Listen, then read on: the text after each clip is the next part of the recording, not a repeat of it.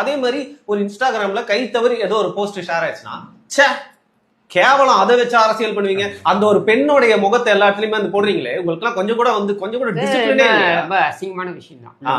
Super super Kishore. ஒவ்வொருத்தருக்கும் ஒரு private இது ஸ்பேஸ்னு இருக்கும். ஆமா, அதுக்குள்ள போய் நம்ம எட்டி பார்க்கறதுன்றது வந்து ஏத்துக்கிற மாதிரி கிடையாது.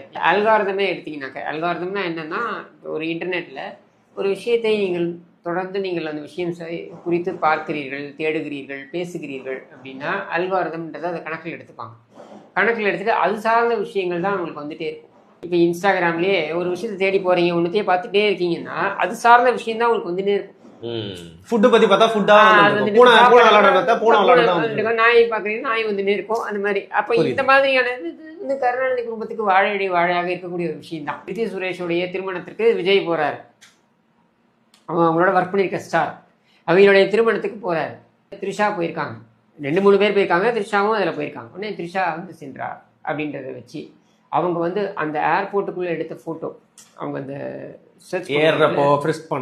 பண்ற அந்த போட்டோவை எடுத்து போடுறது, இதெல்லாம் பண்ணது யாரு? திமுக. சரி, நீங்க பண்ணதுதானே உங்களுக்கு. அதுவும் தப்பு தாங்க, இதுவும் தப்பு தான். அதுதான் சொல்றேன் நான். இப்போ யார் ஆரம்பிச்சது தனிப்பட்ட விஷயத்தை எடுத்து பேசுவது அப்படின்றது ஒரு அருவருக்கத்தக்க கலாச்சாரம். இது யார் புகுத்தியது? இப்போ அதோடைய பலனை தான் நீங்கள் கர்மா இச கருணாநிதி. பூமராங். அது பூமராங் கிடையாது, கருணாநிதி வேற எதுவும் கூட சொல்லுவாங்க. அதை விட மோசமான வார்த்தையை நான் சொல்றேன், கெட்ட உலகத்திலே இருக்கக்கூடிய கெட்ட வார்த்தையை சொல்றேன். கர்மா இச கருணாநிதி இது ஆக்சிடென்டலா அதை வந்து பண்ணிட்டாரு, அதுக்கப்புறம் வந்து சரி பண்ணிடுறாரு. பட் இங்க என்ன எனக்கு பிரச்சனை, ஒரு ஆக்சிடென்ட் தான். தமிழ்நாட்டுடைய மிகப்பெரிய விபத்தே நீ தான். நீ மட்டும் இல்லை, நீயே, உங்க அப்பன், உன் தாத்தன், நீங்க எல்லாரும் 3 பேருமே 3 தலைமுறையா தொடர் விபத்துக்கள்.